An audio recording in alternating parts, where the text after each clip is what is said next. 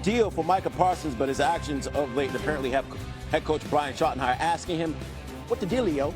Schottenheimer saying he will meet with the Cowboys start today after Parsons was seen lying down on a table for part of the Cowboys game against the Falcons. Coach saying they to figure out what he was doing it and why he was doing it. So senior NFL writer Jeremy Fowler now joins us. You see the picture right there. I kind of wish I was doing that right now, but that's okay. Jeremy, what are you hearing about whether Micah Parsons will be on the field for the Cowboys opener against the Eagles? I'm asking you this pretty much every day.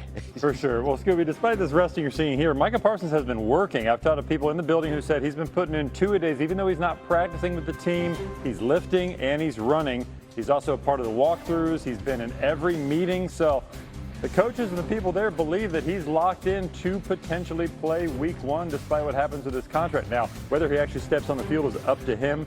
No hard date yet as to when he's going to start practicing, but they got a lot of other issues to sort out. Cowboys are taking trade calls. Well, they're getting trade calls. They're not really taking them. They don't have any interest in trading them unless it was some crazy deal. They're going to have to go from there. They got about 10 to 12 days to try to bridge the gap on this contract extension.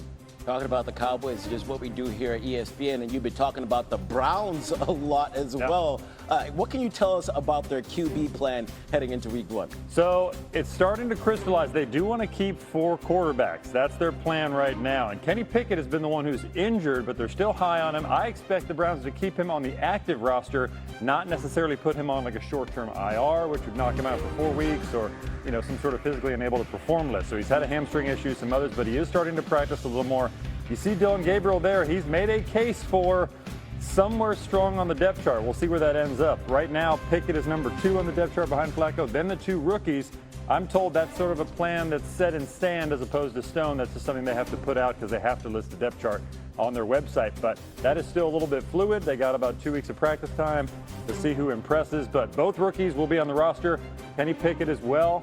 You got Joe Flacco starting. Most teams don't keep 4, but the Browns have sort of stayed true to their plan here. They want the more the merrier in the quarterback room right now. Hey, the more the merrier here on SportsCenter. That's why Jeremy Fowler is with us. Browns open up the season against the Bengals. Jeremy, appreciate it. SC3, the 3 NFL headlines you got to know, starting with Micah Parsons and that call me gesture before the Cowboys preseason game Friday against the Falcons. Coach Brian Schottenheimer's taking up that offer, saying he will meet with Parsons today after the linebacker was seen laying down on a training table during a portion of that game. Well, Buccaneers rookie safety Shiloh Sanders, son of Hall of Famer Deion Sanders, was ejected last night after punching Bills tight end Zach Davidson. Welcome to your Jet 2 holiday. Sanders, who went undrafted, is competing for a roster spot on Tampa Bay. And not losing playing time is back. Keeping it in this Sanders family, Shedeur got his final preseason tune-up against the Rams and kind of got tuned up. 3 for 6, 14 yards, sacked 5 times, including that 24-yard sack in the 4th quarter. Football analyst Sam Acho joins us. Sam putting the Sam in salmon. Good morning, friend. Earlier, Sam, we heard Jeremy Fowler putting the Browns' plan and focus, saying that they could go with 4 QBs on a 53-man roster. We haven't seen that since the Saints in 2021. And one of those guys was Taysom Hill. It's different. How surprised are you by the Browns deploying a 4 QB roster? I am surprised, but I shouldn't be. So the Cleveland Browns last year initially had 4 quarterbacks on their active roster. Part of the reason why is that Andrew Berry, their GM, understands how important the quarterback position is. A few years ago, the Cleveland Browns defense was one of the best defenses in the NFL, but quarterback was an issue.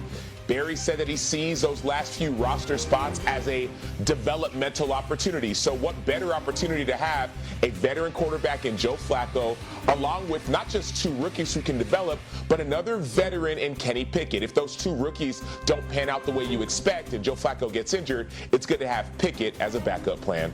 And you're talking injuries. Pickett's been dealing with a hamstring. Gabriel had a hamstring. Shedeur Sanders already an oblique, and the other guy's 40. Sam, hang tight. I know Scoob has a little more to discuss, don't you, bud?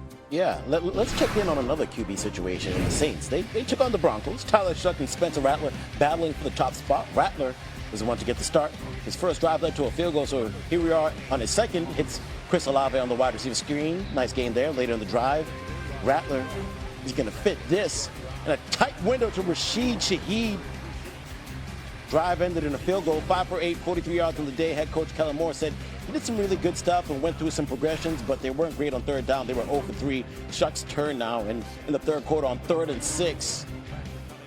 Not great on third down here either. Strip sacked, and the Broncos recover. Denver would score a touchdown because of the turnover. Let's see how he responded. Ensuing drive, 3rd and 3. Shuck throws it on target to Maliki Matova for the first down. Drive continues into the 4th on 3rd and 5. Shuck, okay, gets a little tricky here too with the sidearm throw.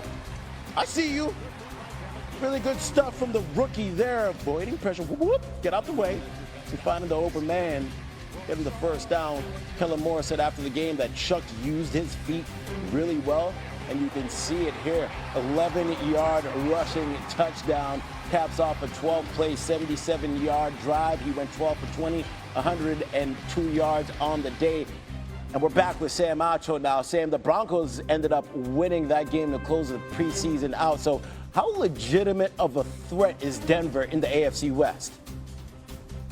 Yeah, the Denver Broncos are a rising organization. They are ready to challenge the Kansas City Chiefs. Why do I say that? It's not only quarterback, but it's also their defense. This defense led the NFL in sacks last season. They had 62 sacks, almost 10 more than whoever was second. They have a pass rush specialist coach named B.T. Jordan who trains all the best pass rushers in the NFL. And oh, by the way, he spends a majority of his time with this Broncos defense. But it's not just their defense, it's some offensive additions.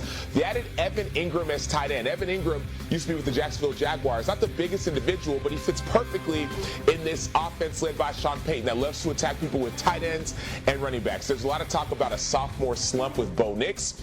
Don't expect a sophomore slump this season. Sean Payton and Evan Ingram won't allow it. Yeah, that'll be fun to watch, but they got the Chiefs, and the Chiefs have won the AFC West each of the last 9 seasons. Now, on the other side, we just saw that highlight. Kellen Moore said he has a tough decision to make on who will be the Saints starting QB. So who should be the starter in 2 words, Sam? Give it to me. In 2 words, give me Spencer Rattler. That was more than 2 words. That's 4 words. Yeah. I can tell you why, too, but that's 4 words. Too many words. According to the producer in my ear, we got to keep this moving. Maybe we'll bring you back. Last look at their quarterbacks before the regular season. Joe Flacco was already named starter and looked good in his tune-up, completing 9 of 10. Dylan Gabriel impresses well, throwing for 129 yards and a tub. But Shedeur Sanders struggled, completing just 3 passes and taking 5 sacks. So a lot going on. Let's see if Daniel Oyefusi can help us sort it all out. The Browns put a bow on the preseason on Saturday, and now all attention turns to Tuesday's roster cut-down deadline. During the game, GM Andrew Berry said that keeping all 4 quarterbacks, Joe Flacco, Kenny Pickett, Dylan Gabriel, and Shedeur Sanders, is, quote, not much of a decision for us. The Browns have already named Flacco the starter for Week 1, but when asked about naming a backup, Coach Kevin Stefanski said he's just not there yet. Pickett would give the team an experienced number 2, but owner Jimmy Haslam has already said it's important to evaluate Gabriel and Sanders ahead of the 2026 draft, when the Browns have